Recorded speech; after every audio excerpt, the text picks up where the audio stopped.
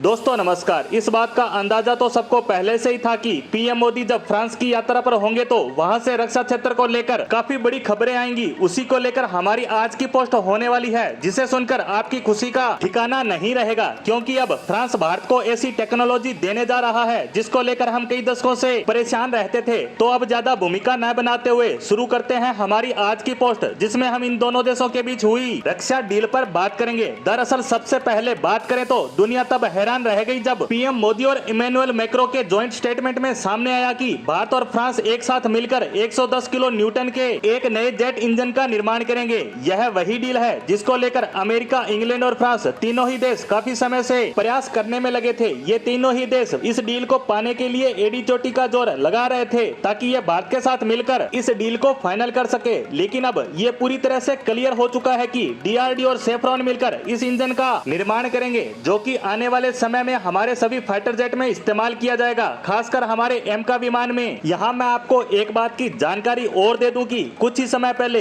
America और Britain ने मिलकर फ्रांस से कई बिलियन डॉलर की न्यूक्लियर सबमरीन डील छीन ली थी और उसके बाद से ही फ्रांस सही मौके का इंतजार कर रहा था। और अब फ्रांस ने अमेरिका और इंग्लैंड से इस बहुत ही बड़ी जेट इंजन की डील छीनकर यह साबित कर दिया कि वह आज भी रक्षा क्षेत्र में एक बड़ा नाम है। और अब भारत के साथ होने वाली इस डील की बदौलत वह पश्चिमी देशों सहित पूरे विश्व में अपना परचम एक बार फिर से लहरा सकता है। साथ ही इस डील से भारत को भी काफी बड़ा फायदा होगा, जिसके बारे में हम बात करने का प्रयास करते हैं। आपको बता दें कि यह बात तो पूरी तरह क्लियर हो गई है कि 2032 तक भारत फ्रांस के साथ मिलकर एक स्वदेशी जेट इंजन को डेवलप कर लेगा, जो आगे चलकर तेजस मार्क 2 और एमका में लगे अमेरिकी F414 इंजन को रिप्लेस करेगा। साथ ही हम इस इंजन को अपने हिसाब से अपडेट और अपग्रेड भी कर सकेंगे। इसके साथ ही इसकी मेंटेनेंस के लिए भी हमें दूसरे देशों की ओर नहीं देखना पड़ेगा। इतना ही नहीं, हम फ्रांस के साथ मिलकर जिस जेट इंजन को डेवलप करेंगे उसकी 100% ट्रांसफर ऑफ टेक्नोलॉजी और इंटेलेक्चुअल प्रॉपर्टी राइट्स यानी आईपीआर भी भारत के पास होगी। इसीलिए हमें इसके निर्यात को लेकर भी किसी से परमिशन लेने की आवश्यकता नहीं होगी।